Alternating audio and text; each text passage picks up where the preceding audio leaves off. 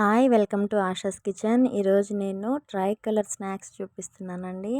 ఇది republic day కానీ independence day కానీ పిల్లలకి స్నాక్స్ లాగా ఈ ట్రై కలర్తో బజ్జీ అండ్ శాండ్విచ్ వెజిటేబుల్స్తో కూడా చూపిస్తున్నానండి. సింపుల్గా చూపిస్తున్నాను. ఇప్పుడు నేను బజ్జీకి కావాల్సింది శనగపిండి, కొంచెం బియ్యపిండి, ఉప్పు, కారం, పసుపు, సోడా వేసి కొంచెం నీళ్ళు పోసుకుంటూ ఈ పిండి అనేది కలిపేసుకోవాలి. ఇప్పుడు ఈ పిండి కలిపేసుకున్నాక నేను బజ్జీ మిర్చిలో సీడ్స్ తీసేసి మధ్యకి కట్ చేసి అందులో సీడ్స్ తీసేసాను. సీడ్స్ తీసి చింతపండు, వాముని మెత్తగా పొడిలాగా చేసుకొని నేను చింతపండు గుజ్జు అనేది ఆ వాములో వేసి కలిపేసానండి. అది నేను బజ్జీ మిర్చిలో పెట్టేసి ఇంకా శనగపిండితో ఈ బజ్జీలు అనేది వేస్తున్నాను. ఆయిల్ వేడైన తర్వాత ఈ బజ్జీలు వేసి గోల్డెన్ ఎల్లో కలర్ వచ్చేంత వరకు ఉంచేసుకొని ఇవి తీసి పక్కన పెట్టేసుకుందామండి. ఇప్పుడు నేను శాండ్విచ్తో కూడా చూపిస్తున్నాను. ప్యాన్ పెట్టేసుకొని ప్యాన్ వేడయ్యేలోపు ఈ బ్రెడ్ తీసుకొని బ్రెడ్ మీద నేను ఈ బటర్ స్ప్రెడ్ చేస్తున్నానండి. ఇలా స్ప్రెడ్ చేసుకున్నాక మన దగ్గర రెడ్ చిల్లీ ఫ్లేక్స్, ఆరిగానో వేసుకోండి. నేను ఆరిగానో ఒకటే వేసాను.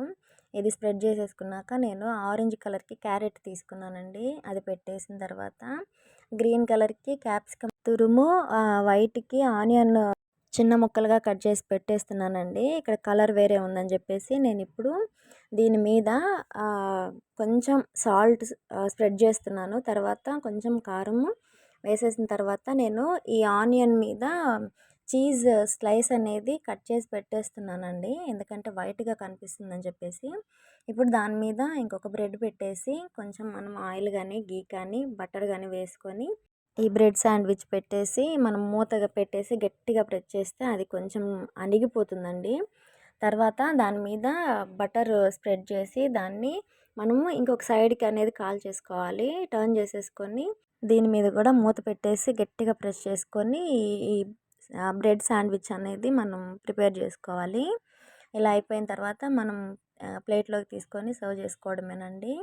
నేను ముందుగానే ప్లేట్ మీద ట్రై కలర్స్ తోటి ఆ డెకరేషన్ లాగా చేసి పెట్టేశానండి. క్యారెట్ పై పీల్ తీసేసి క్యారెట్, కీరా పీల్ తీసేసి ఇలా ట్రై కలర్తో నేను డెకరేషన్ అనేది చేసి పెట్టేశాను. ఈ శాండ్విచ్కి వైట్ కలర్గా మనం పన్నీర్ తురుము కూడా వేసుకోవచ్చు. ఇప్పుడు ఇంకొకటి బజ్జీతో కూడా చూపిస్తున్నానండి. ఈ బజ్జీని నేను మధ్యలోకి కట్ చేసి ఇందులో క్యారెట్ తురుము, ఆనియన్స్ చిన్నగా కట్ చేసి పెట్టేసుకున్నాను. ఇంకొకటి కరివేపాకు, పచ్చిమిర్చి, కొత్తిమీర చిన్నగా తరిగి పెట్టేశాను. ఈ బజ్జీని మధ్యలో కట్ చేసాం కదా, ఇలా కట్ చేసినప్పుడు పైన ఆరెంజ్ కలర్గా క్యారెట్, మధ్యలో వైట్గా ఆనియన్స్, కింద గ్రీన్ కలర్లో పచ్చిమిర్చి, కొత్తిమీర, కరివేపాకు కట్ చేసి పెట్టేసింది. ఇప్పుడు దాని మీద కొంచెం సాల్ట్, పెప్పర్ వేసుకొని సర్వ్ చేసుకోవచ్చు. లేదంటే నేను పెరి మసాలా వేస్తున్నానండి. ఈ వీడియో కనుక మీకు నచ్చినట్లయితే please do like, share and subscribe. ఇంకొక వీడియోతో నేను మళ్ళీ మీ ముందుకు వస్తాను. అంతవరకు బాయ్.